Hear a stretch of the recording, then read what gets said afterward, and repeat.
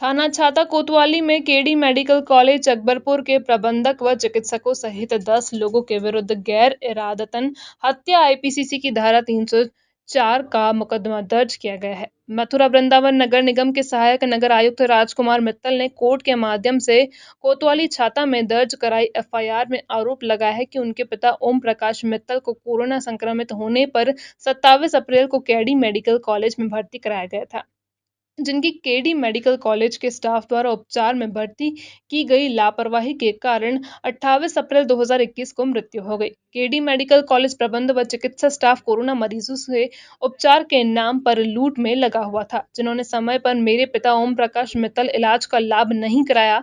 प्रार्थी के पिता 17 घंटे तक बिना उपचार की लापरवाही की हालत में पड़े रहे। राजकुमार मित्तल ने कॉलेज प्रबंध के मनोज कुमार अग्रवाल, अरुण कुमार, आर भारद्वाज सहित 10 लोगों के खिलाफ मुकदमा दर्ज कराया, जबकि केडी मेडिकल में लॉकडाउन के समय भी ऐसे कई मामले आए जहां पैसे लेने का आरोप और हत्या जैसे आरोप लगाए गए थे, जिसमें शिकायत के बाद प्रशासन द्वारा इसकी जांच की गई तो सवाल यह भी उठता है कि इस तरह से मामले निकल कर आ रहे हैं तो फिर प्रशासन ने केडी हॉस्पिटल को क्लीन चिट कैसे दे दी।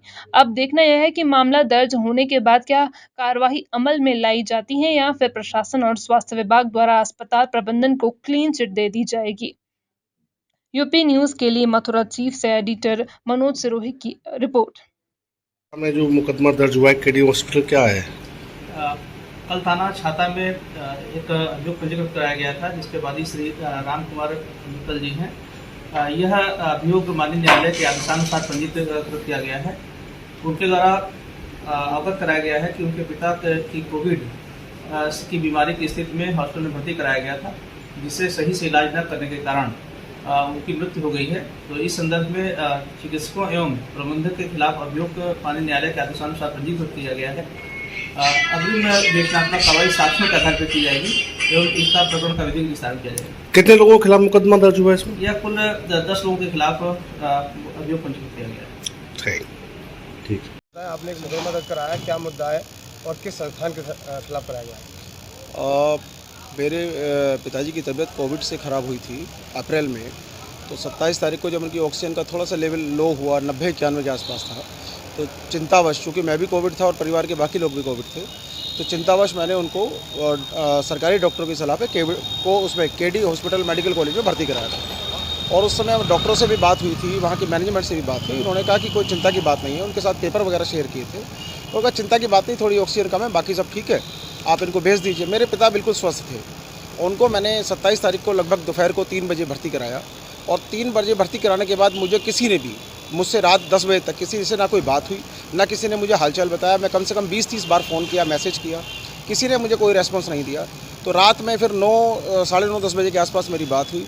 उसके बाद ना तो उनको 3 से लेकर रात के 10 बजे तक कोई ट्रीटमेंट दिया गया।